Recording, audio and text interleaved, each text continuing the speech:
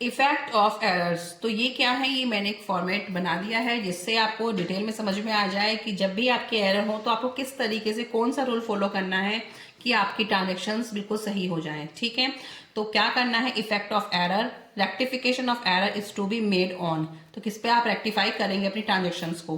अगर आपकी entry access debit side, जैसे कि कोई ट्रांजेक्शन है राम अकाउंट डेबिट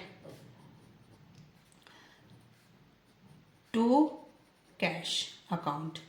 ठीक है, अभी आपकी ये एक्सेस जारी है,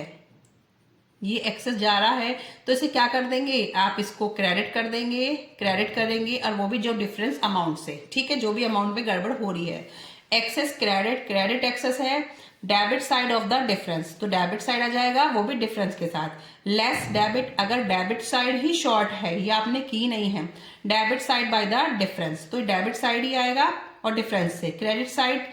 लेस क्रेडिट है, कम से क्रेडिट हो रही है, तो credit side by the difference, credit हो रही है लेकिन कम अमाउंट से हो रही है, तो वो भी क्या कर देंगे आप, क्रेडिट साइड ही करनी है लेकिन डिफरेंस से।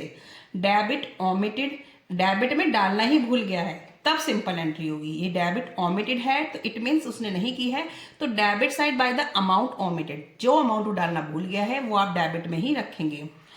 Credit omitted, credit side of the amount omitted, जो क्रेडिट साइड में भूल गया उसे क्रेडिट साइड में रखेंगे। A debit item wrongly credited in the account, debit में आपने रॉन्गली क्रेडिट कर दिया एक अकाउंट, तो debit side by the amount to be debited plus amount wrongly credited, debit में तो डेबिट आएगा और क्या करना है, प्लस कर देना अमाउंट जो रॉन्गली क्रेडिट कर दिया है। एक credit item wrongly debited in the account, एक क्रेडिट आइटम थी उसे आपने रॉन्गली डेबिट कर दिया है,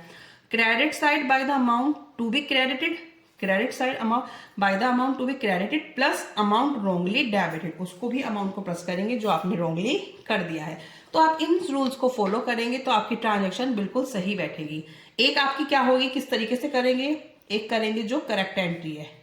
ठीक है, जो बननी थी क्वेश्चन में, एक आएगी आपकी जो उन्होंने जो भी मिस्टेक करी है उसमें, ठीक है, मिस्टेक करी है या कोई एरर वाली है, और थर्ड वाली करेंगे आप रेक्टिफाई एंट्री। रेक्टिफाई एंट्री आपकी हो जाएगी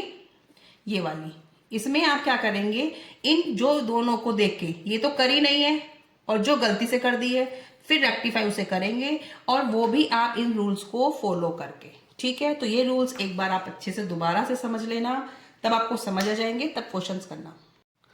नेक्स्ट टॉपिक है स्टूडेंट आपका types of error. Types of error, एक है आपके क्लासिफिकेशन ऑफ एरर, एक टाइप्स ऑफ एरर। तो टाइप्स ऑफ एरर में क्या टाइप्स हैं, two sided error, one sided error. Two sided error में क्या आएगा, do not affect the trial balance. Two sided error कहता है जो ट्रायल बैलेंस में इफेक्ट नहीं डालता है, लेकिन उसके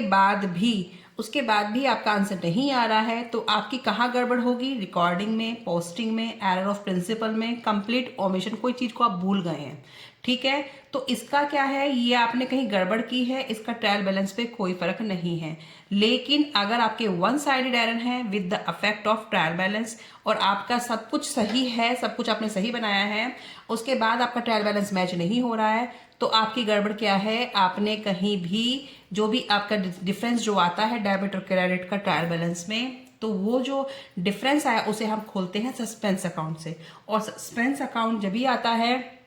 जब आपका सब कुछ करेक्ट है और आपके डेबिट और क्रेडिट बैलेंस के नहीं मैच कर रहे, तो वो अकाउंट क्या है, वन साइडेड एरर है। तो इसमें कहाँ से कैसे पता चलेगा, जिस भी ट्रांजैक्शन में आपका कास्टिंग इट मीन्स टोटलिंग में गड़बड़ है, कैरी फॉरवर्ड में गड़बड़ है, पोस्टिंग एंड बैलेंसिंग में गड़बड़ है, तो वो सब आपके क्या है, वन साइडेड एरर है। और जहां आपके recording, posting, error of principle, complete omission, वो सब आपके टू साइडेड एरर हैं। तो आपने गड़बड़ कहाँ की है, जर्नल एंट्री में कहीं गड़बड़ कर दी है, दोनों अकाउंटों में गड़बड़ है, तो वो आपको जब क्वेश्चन सॉल्व करेंगे तब आपको डिटेल में पता चल जाएगा।